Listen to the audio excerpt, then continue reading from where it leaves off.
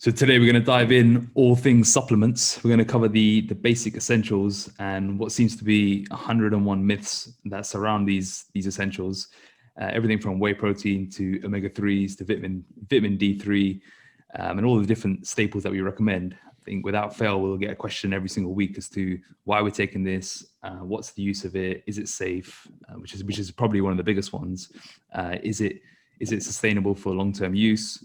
So today we're gonna dive into all of these, and we're gonna kick it off with arguably the most popular supplement on the market, whey protein, the humble whey protein, which has been called everything from a steroid to a lethal injection to everything under the sun.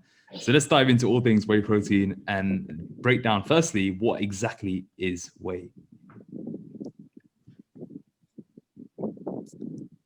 So in terms of, no, I was just thinking, it took me back actually to my first time I bought some whey protein. I was probably like late teens, but my mum bought me a tub from Holland and Barrett. It was like, the own brand strawberry flavor, and it was one of those when my mates found out I was taking whey protein. It was one of them, I guess, like a bit like the whole steroids thing of being like, oh, Ed's on the protein now. Ed's on the protein, like he's getting serious. And so as much as like we laugh about it, I think, we always think it's funny now. Like, I think that's probably is the perception a lot of people outside of the kind of fitness community have around it. How it's this kind of sports supplement, and that, it's if you're really into training or whatever, then it's something that you should be taking.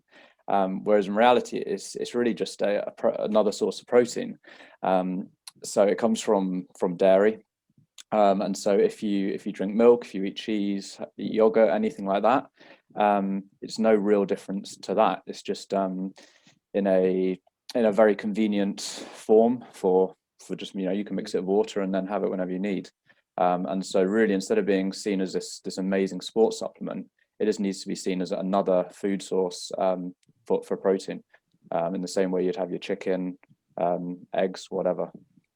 I love saying that. It's like a powdered chicken breast. It's just really, and not that it is chicken breast, but it's just a very easy way to have a chicken breast in a matter of seconds. So I think when people take that approach of it's just powdered protein and another source of convenient protein, and all those sort of myths around it completely disappear. Yeah, and as Ed was saying, it is a dairy product, but it actually a lot of whey proteins don't actually contain lactose, which is pretty cool for a lot of people's digestive systems. So that can actually sit better with people for people who may experience problems with dairy, and obviously finding the right protein for you is going to be the main priority there, But again, for a lot of digestive issues that come with protein, it doesn't seem to be coming from the dairy component. It just seems to be coming from potential things that are added, so like artificial sweeteners that potentially could be. Let's stop this. Hold on, what's up? So yeah, I think a lot of issues that people experience with protein powders isn't because of the dairy component. It's usually because of potentially some stuff that may be added to that protein powder, especially if it's got like a whole bunch of ingredients that you may not be familiar with, or if it's got like a laundry list of ingredients that are not just whey protein. It's usually those things that could potentially be leading to gastric upset more than the actual whey protein itself. Yeah, and it's worth like experimenting on different types, because I found that everyone reacts differently to whey proteins and the different types of whey proteins. There's no real sort of one size fits all with them. Just coming back on your story, Ed, around when you were told you were on the protein, I had the same sort of thing. It's like a signal to everyone else that you're taking this thing seriously. Yeah. Because I remember when I first got my first tub from My Protein, and they used to have these, I think it was the Impact Whey tubs, and True Whey. It was called True Whey. I don't know if you remember that one. This was like when My Protein just kind of was getting started, and I used to buy some tubs for my friends.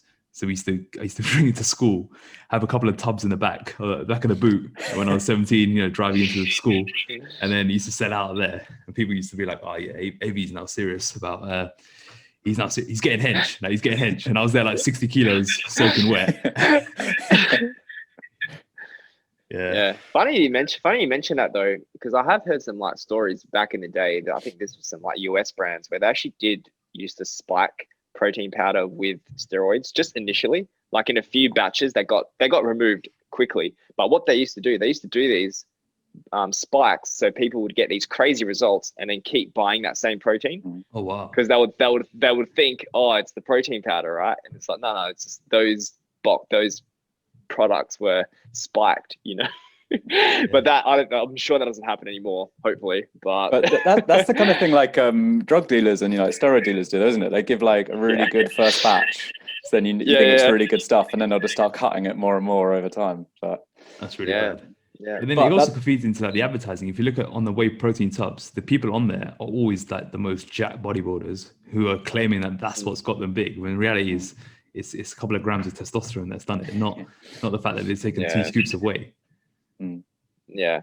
No, definitely. Yeah, but besides that, it is still a very convenient source of protein, and I wouldn't even consider it like a supplement. I would just consider it, what we said, just another form of easily digestible protein, or something that you can have on the run, or something that's just more convenient if you don't have time to sit down for a solid meal. Most of the time, I'd recommend people just to have a solid meal, especially during a dieting phase. But if it is from a convenience standpoint, there's absolutely nothing wrong with a bit of whey protein. Yeah, no, I agree. And I think I would always still try and make up the majority of my protein intake from kind of whole foods, just because you are going to be getting other things other than just macros from your food, like micronutrients and things like that. So I think making the majority of your meals out of where it's chicken breasts and whole food sources, but then using protein powder as either a way to make the meals more convenient or just help you bump up to hit your targets can be a really convenient way. And as it's just helping you just hit your targets, it doesn't matter if you're training that day, you're not training that day. Protein doesn't have to be just the meal after your session, anything like that. It's, as we've already touched on, it's just the same as any other protein source. And it's just going to help you meet your requirements across the day. Yeah, and if you don't train, if you're on a rest day and you have a protein shake, it's not all going to go to fat. Yeah. There's that whole thing of like you can only have a protein shake after your training sessions, and that's just come from the gym industry and the way it's been marketed is a way to you finish a training session, you have a shake. It was like the thing you did, right? And we've all probably been there where we're at a stage of our training careers where if we didn't have a shake within like 5 minutes of finishing that last set and that last rep, we were in severe anxiety that we were going to cannibalize all our muscle that we've just spent time working on. Yeah. The whole anabolic window. Yeah, it's probably a good little segue there. Yeah. No, I was actually thinking that, as you said, because I think there was obviously this a big, maybe there is within certain circles, I guess people still think that you have to consume protein as soon as you finish your workout, re-rack the bar and then neck your protein shake straight away. Which, later, more recent research has kind of debunked and shown that as long as you're getting enough protein across the day, then getting a serving of protein in as soon as possible isn't required. But I'm sure a lot of what fueled that myth was probably the supplement companies, because obviously that kind of research fell right into their hands in terms of, if you think that you have to have a protein shake as soon as you finish, then they're rubbing their hands, because you're just going to keep coming back to buy more and more protein, aren't you? Yeah, and you combine that with $100 sugar drinks to mix with it. Like I was paying $100 for a kilo of Vitago or whatever it was to make sure I stay anabolic, right? I was like, wow, I literally have paid $100 for orange juice. Yeah, most expensive bag of sugar you've ever bought. Oh, I was like, they got me good. That's the craziest thing. Like the anabolic window research, and just for anyone listening, like the anabolic window refers to like the heightened state of your body's ability to synthesize new proteins. And the research was that straight after your training, you have this really short window. This was back in the day. Like you have a really short window. That if you don't take advantage of this window, you won't be able to maximize your protein synthesis, and you won't be able to maximize the building of new proteins. And then that research showed they started developing like, actually it lasts 4 hours. And then it was like, actually it lasts 8 hours. And now I don't know what the research is 24. around that. It's 24, right? So it's very much like just get it in whenever you can. And I know from my own training, like I eat anywhere between like half an hour to 90 minutes after training. And it's just whenever it fits my day, as opposed to having that need to rush and build all your meals around your training. So I think the supplement companies really latched onto that 30 minutes or whatever it was at the beginning and marketed it so well it's taken ages to kind of get rid of it. And I still think it's there, to be honest. I still think there's that whole association of you train and you have a shake. Yeah. Yeah. Well, you take a grain of truth and you just turn it into a massive bowl of rice.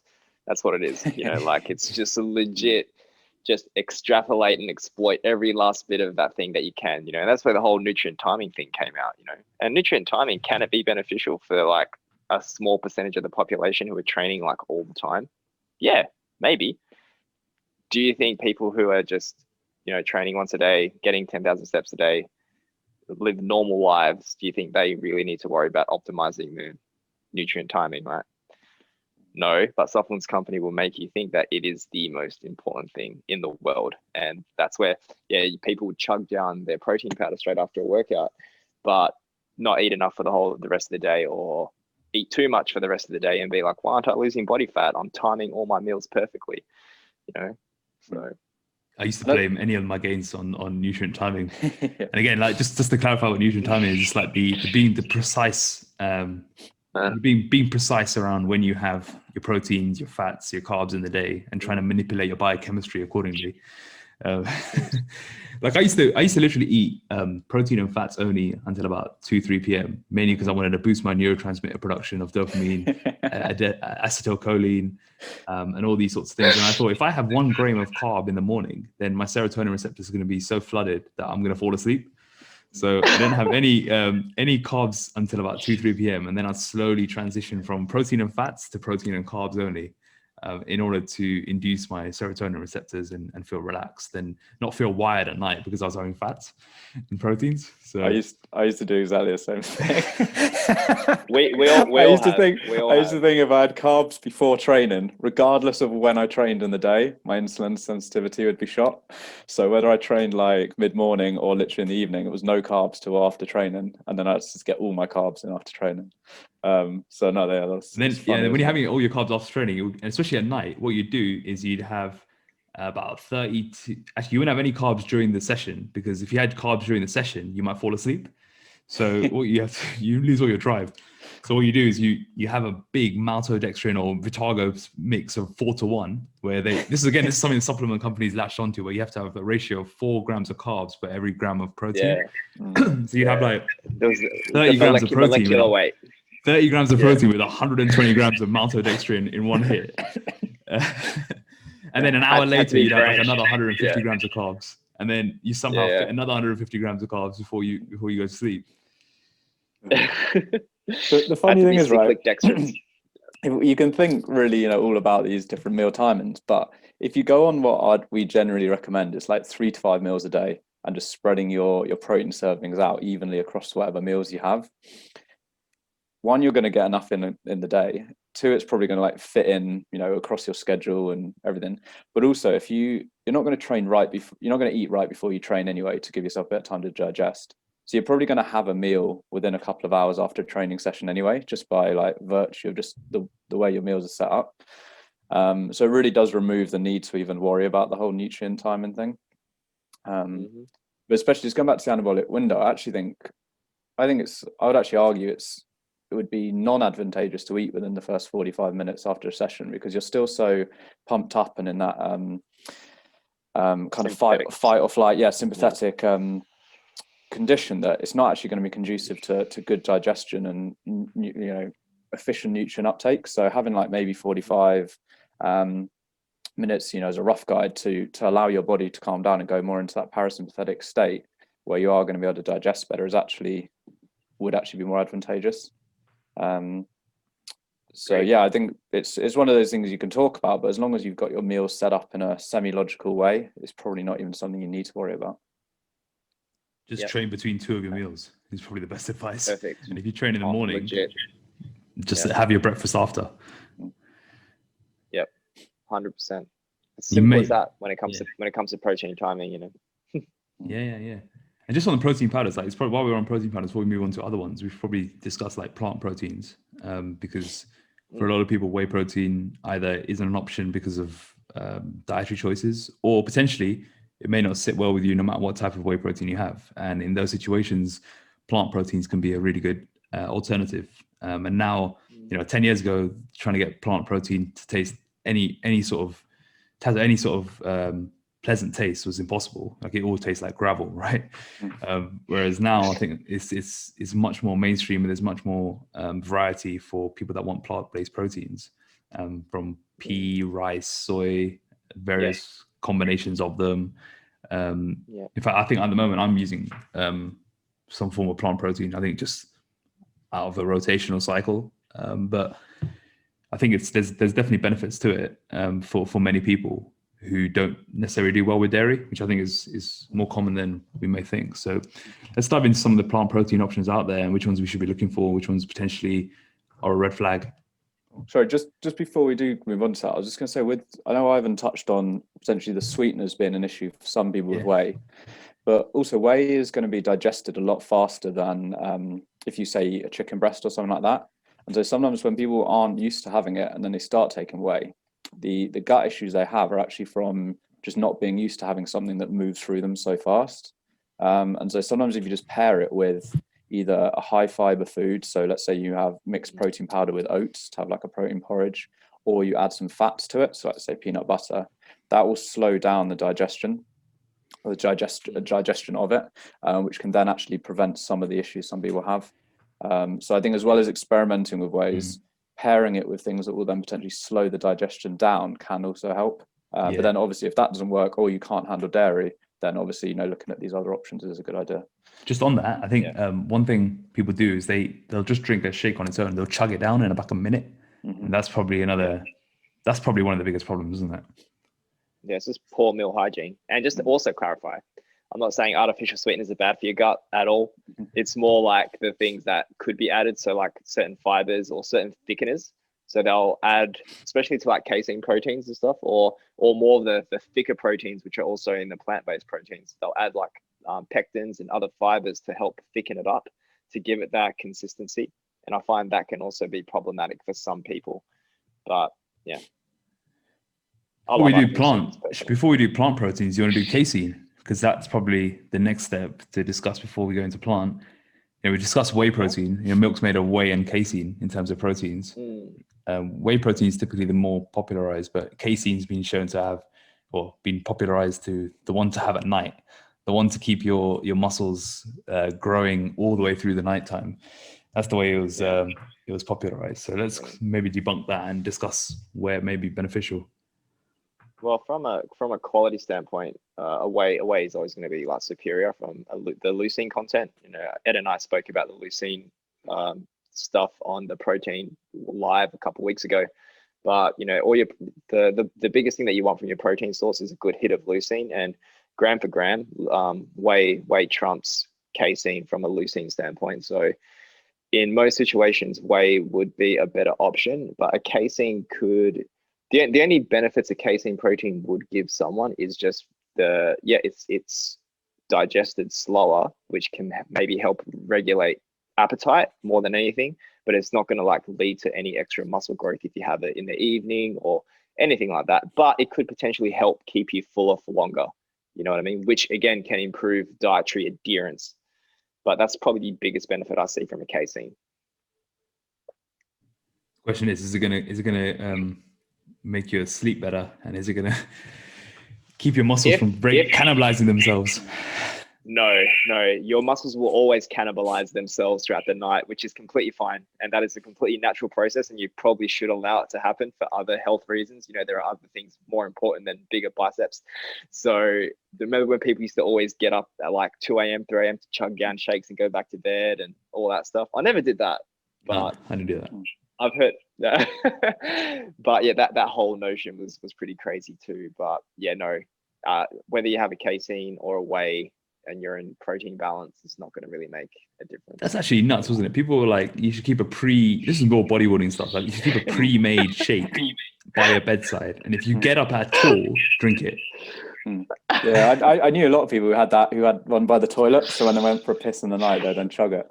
Actually, knew a bodybuilder who he was taking it really seriously actually, and like he was a pretty good level, but he used to get up and eat chicken breast at 3 a.m. Oh my God. Which like you can maybe handle like chugging a shake, but like chewing on a dry chicken breast that's like at 3 a.m, that has got to be awful, isn't it? But I think is, if you even look at the not only your research but just like people doing it in practice, it doesn't seem to be very common these days. So I think people have seen that it doesn't provide any additional benefit, and so worrying about having 7 hours when you're sleeping, not ingesting any amino acids during that period isn't going to have a detrimental effect to your muscle gain.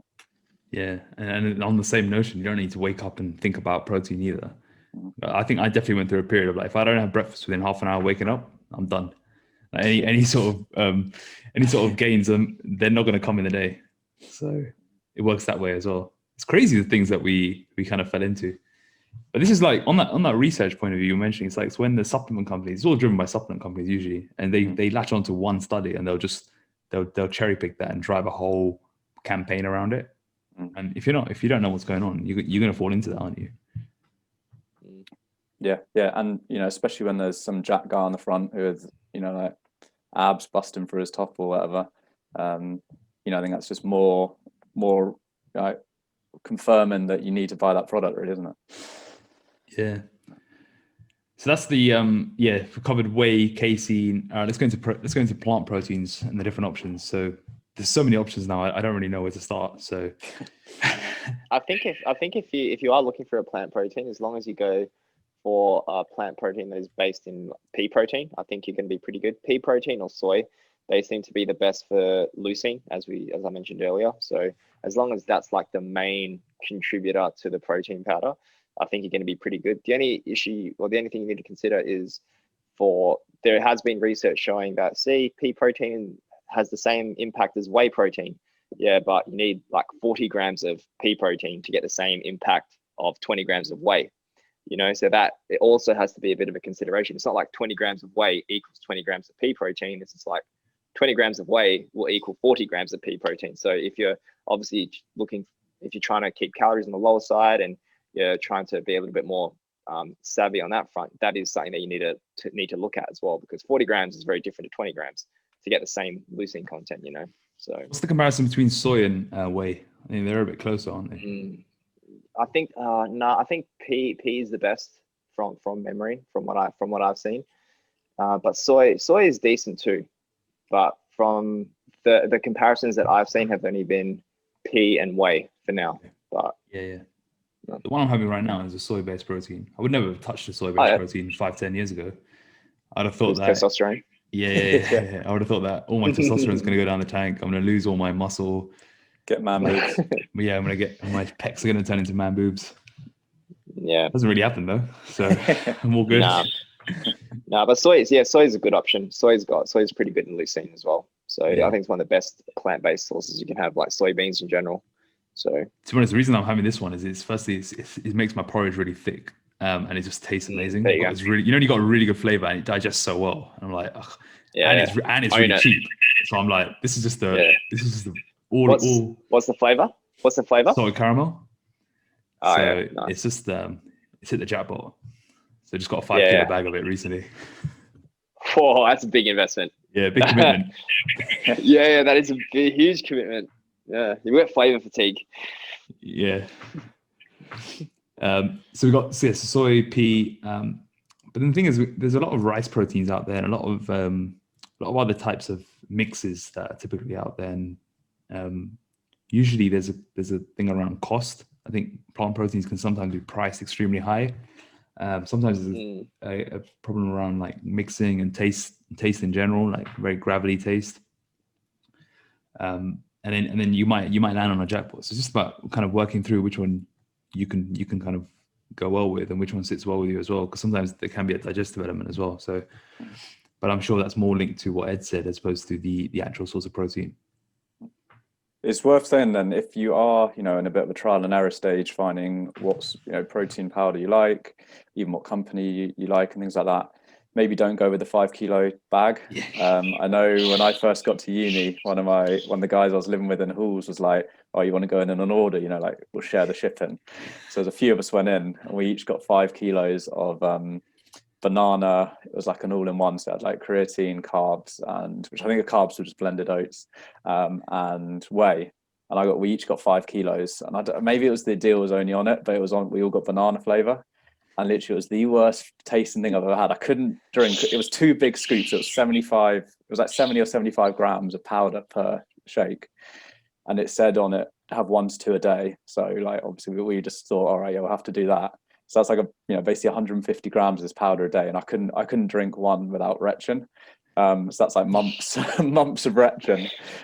So yeah, definitely just go for the small tub if you are doing a bit of trial and error on that. Yeah. So on that, it's probably one of the biggest causes of like how good it tastes or how bad it digests is the sweeteners and the fillers attached to it. So do you want to talk about artificial sweeteners and the sort of myths around that, and even just how they all work? Because that's something that's, Yeah, for sure. it always comes around in the health circles as something that's a problem. Yeah. Well, with regards to artificial sweeteners, they've been proven to be very, very safe for human consumption. I think the latest stuff that I've looked at, I looked at aspartame, but aspartame does seem to have, there is a few health organizations use a certain metric, it's just slipping my mind at the moment, where they have like this amount that is safe for human consumption, and that amount is I think that is actually underplayed by how much you would need to really mess yourself up with artificial sweeteners. So I think for aspartame, it was like 50 milligrams a day. Oh no, 50 milligrams or 50 microgram. I think 50 milligrams per day is like the cap of where you may start seeing issues, but even that is still an underestimation. And if a Diet Coke, like a regular can, contains I think 200 micrograms. So you need like, if you're like a 50 kilo female, you need to have like 12 to 15 Diet Cokes a day, every day for the rest of your life. And you still wouldn't really see any issues that come from artificial sweeteners. You know what I mean? Which is pretty hectic, it's like, it's absolutely insane. And I think most sweeteners do fall into that same category as well. So the amount you would need to ingest per day is just absolutely ludicrous from like a safety standpoint to really do yourself any harm, and from, people's claims about artificial stuff. There's a lot that we can discuss about artificial sweeteners, but saying that it just leads you to overeat because I don't know if you guys have heard about this, but like you have something sweet and then your body thinks something sweet's incoming. So it will start producing insulin, and that means you just overeat, because, whenever insulin's produced and there's nothing coming in, therefore you're just going to lead to overeating in general. And that's just like, but it sounds plausible, right? Yeah. You know what I mean? But mechanistically, it's never been shown to happen whatsoever at all, and then people are like, oh, no, but they lead to you having something sweet in your mouth, and therefore you want more sweet. But in fact, it actually works the opposite, because when we crave something sweet or whatever it is, besides like emotional, all that sort of stuff, once you get that sweet taste in your mouth, you don't just want more sweet. Most people, once they've had that sweet taste, they're like, okay, that's cool. Get on with the rest of your day. And this is why diet sodas and stuff like that can actually work really well in a dieting phase, because you get that little sweetness and then you're good, and that's more based on sensory specific satiety versus actual fullness. And what that means is that your taste buds, they detect satiety more than you think. So this is why you always have room for dessert, right? You always have like a big savory meal. You have a massive savory meal. You're like, now I'm done. Your taste buds are done for savory, but you still have room for sweet, and then the dessert comes out. You're like, oh yeah, I can take that, So it's a weird little mechanism here, but this is how diet sodas and whatnot, they can work on the same level. So if you have like a savory meal and you're like, oh, I want something sweet, but I want to keep my calories low. Okay, have a diet soda. And that will actually tie you over nicely without hindering your insulin, without hindering your hormones, without giving you stomach cancer. You know what I mean? Like, it's just, it's fine. Do you know what I mean? So yeah, I've done a lot of stuff into artificial sweeteners. For years, I didn't have any flavored protein. For the first 3-4 years, I didn't have any flavored protein. I was just literally ordering unflavored protein, unflavored BCAAs. And my post-workout shake was unflavored whey with glutamine and leucine added. And then during that workout, I was having unflavored BCAAs. You can imagine how disgusting that is. And it was a revelation. When I discovered I could have flavored protein, I couldn't believe that I'd wasted 3 years not having any of it. Yeah. Yeah. Yeah, it's crazy, man. Yeah, it's absolutely nuts. And yeah, Then I went through so much unnecessary burden. Yeah. Then I went through a cycle of like trying to find the way that something sat with me. But I think I was going through that period of just chugging it down. And I had some like really bad like gastric experiences with whey protein. And I'm sure you guys have all had the same, right? I remember one time at uni, like I had this new, like it was a PhD diet whey. And I think PhD, I don't think the quality is that great. I don't know. It could just be me at the time. But I remember having it. And then I remember walking, I was going to Sainsbury's, which was like a 15-minute walk. And I remember I got halfway and I was like, fuck. I had to literally run, I had to run back home. And I just had a really bad like stomach for as long as I used that protein every time without fail, it was like diarrhea. And that really put me off protein for a long time. And then I didn't really have any weight. Then I thought, I can only have plant proteins. So then I didn't have whey for years. And then I discovered that it was all just my own doing. I had a bad experience on not with protein, but on the artificial sweetness side of things. I discovered the sugar-free gummy bears. So I was going to the cinema one time, and I thought, all right, I'll get something just like some sweets for the cinema, and thought, oh, these are perfect, like low calorie, but give me something to enjoy in the film. Probably got like 15 minutes into the film, I'd already like nailed half the pack. And next thing I was like, right, got to get out of here. I think I missed like 3/4 of the film. Whoever was cleaning the toilets in Odeon, like they had a bad shift. The thing is though, and I'm sure with those sort of foods, like diet foods that also contain artificial sweeteners, will also contain like fibers as well. Remember, fibers are what give artificial foods like that the bulk, and that's what keeps you full. So a lot of these diet foods will add those things in, which is what messes you up big time. So if you are incorporating like a lot of like Walden Farms or any sort of like skinny sauces, syrups, all that stuff, like they're not 0 calorie. The calories still can add up over time, and you also need to look at the ingredients just to make sure that you aren't getting an excessive amount of, say, like certain fibers that could potentially lead to gastric upset. So that's a bit of a disclaimer. Yeah, no one ever gets those symptoms with like a diet soda. The diet protein stuff is really interesting because it's marketed as the thing you drink when you're dieting, but the reality is they actually have more. They tend to have more calories per 100 grams than normal proteins because they have the carbs, the sugars, the fats. It doesn't really make any sense. I don't understand how they get away with that. The thermogenic formulas. Yeah. Thermogenic whey proteins.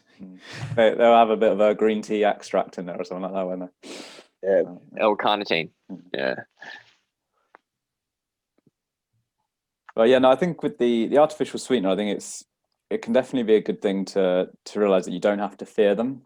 But on the flip side, because of some of the stuff like Ivan you just mentioned in terms of with a lot of the diet foods, the other stuff they add to them, it doesn't mean that it's just like a free pass just to nail as much of them as you want. The way the food industry is, if your calories are below a certain threshold, you can advertise it as 0 calories, but it doesn't mean that there are actually 0 calories in it.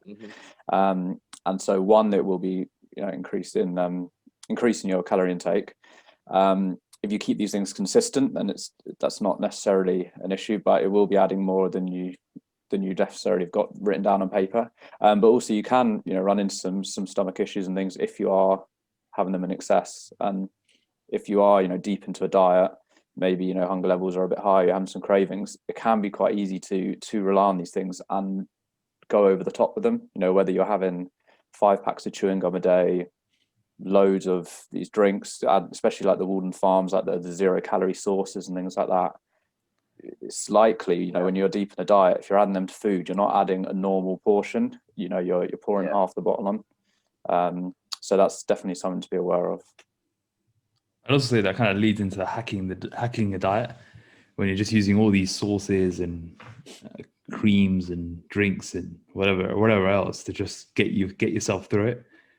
But I think it sets you up for a bad behavior pattern in the future if you're just using 0 calorie stuff all through a dieting, but even just all through life, if you're just always using ways to have 0 calories on your food, or inverted commas 0 calories, because sometimes, like I've said, it's not always 0 calories, but those sorts of things, those sorts of products, if that's what you're relying on to get you through, it's probably something you need to address there, because that's not a healthy behavior pattern to have.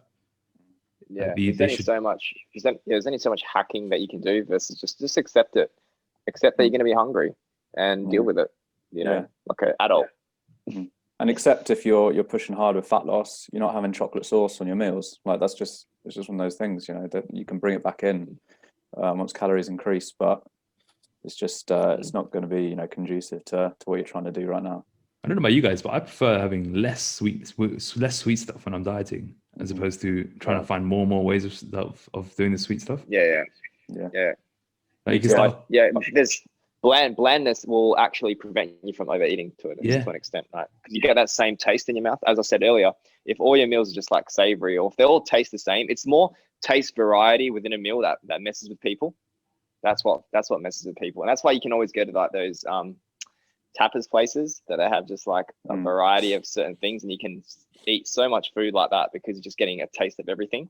But yeah, if you have just like one flavor that you have in a meal, then it's very easy for you to be sort of satiated and just not want to eat more. And this is where the whole like bro bodybuilding meals have their merit, because they're boring, they're simple, but they allow for better just food regulation. You're like, I don't want to eat more of this, I'm done, you know? Yeah. Whereas that one chocolate bar can turn into 2, can turn into 3, can turn into 4. Or you know, when you start mixing chocolate with this and that, then you're left with potential for disaster. Or just having to use unnecessary willpower that you don't really need to want to exert all throughout the day, because willpower is finite. And if you're always battling, should I have a bit more? Should I have a bit of this? You're gonna run yourself into trouble for no reason.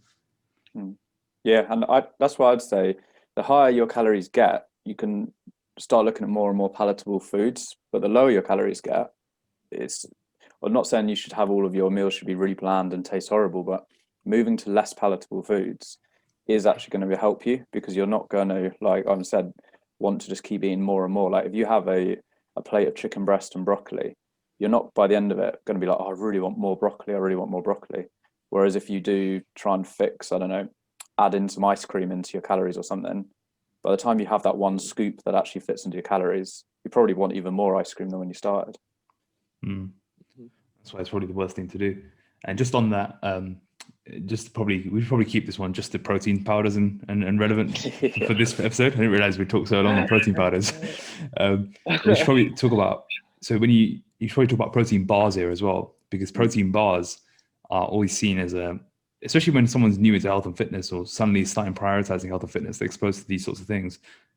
They suddenly start using protein bars as a nice way to hack having a chocolate bar and hack having more protein in your diet. But I find that they're just a complete trigger for more. I think if you have one protein bar, you always want to have more, because you get such little. You get like 3 bites out of a bar, right? And they're pretty high calorie too. Yeah. Like for what you get, like it's a rip-off. They're not satiating at all. Like there's 250 calories for about 3 bites, and you can't, even with all the best meal hygiene. Same as an all bar. Yeah. Same as an all bar. Yeah. Even with all the best meal hygiene, you're gonna have that in a few. You can't long that one out, can you? No, unless you freeze it and just like lick it, or suck on it. Yeah, I'm not a big fan of them personally. I don't reckon, when people ask like, can I fit them in? I'm like, you can if you want, but you're going to set yourself up for making it difficult for yourself. And if you've only got like say 1600 calories or whatever it is, you're already wasting 250 calories on 3 bites, which is all it really is. Yeah. They're not only high in calories, also expensive as well. Yeah. Oh yeah, they're absolutely rip off, aren't they? Yeah, like £2.50 for £2.50 for something so small. Yeah, I think their only merit could be for individuals who seem to have jobs that you literally cannot sit down all day, or whatever that is. Like if you literally cannot find the time to eat a meal, depending on your situation, then that is probably the only time when I would recommend them as like part of a meal. But I wouldn't have just the bar on its own. I'd be like, cool, have that with some fruit or some nuts if you can, to keep you at least give you some sort of fullness. I think like with jobs like if you're a doctor on the wards, they can be really useful. Yeah. Those are the people that I've seen use them with a lot of success. because they don't have time to sit down and eat, and they're on their feet, and that can be a really good way to do it. But if you take your protein bar and put it on a plate and then sit down to eat it, you much rather. I'm sure there's some people doing that, right? Light some candles. Yeah, using a fork and knife to eat their protein bar. But I think then, as we kind of touched on with it being similar calories to a normal bar, or at least not far off, if getting the protein isn't an issue, if you're already hitting your target, but you want to enjoy something sweet or like that, then just you can go for a normal chocolate bar. We know that calories are king in terms of weight gain and weight management. So as long as you're factoring, say, the 250 or 300 calories, whatever the protein bar is, you can just swap that out for 250 or 300 calories from Snickers or whatever other bar you want. And you're not going to suddenly gain fat just because it's not a protein bar. The calories coming in is what's going to determine it. And so if you're accounting for it anyway and you don't need the protein to hit your target, you may very well just enjoy a normal, chocolate bar over one of these, these protein versions. I think we've exhausted all things protein. Bottom line is protein powders, they're fine. Protein bars, probably not. And time your meals as they suit your schedule. And artificial sweeteners, good. Yeah, artificial sweeteners are fine. Next time we'll maybe cover BCAAs, EAAs, and maybe some vitamins. Vitamin D. Yeah. We're going to break these down into a series. Yeah, we'll do one just on carb powders. Yeah.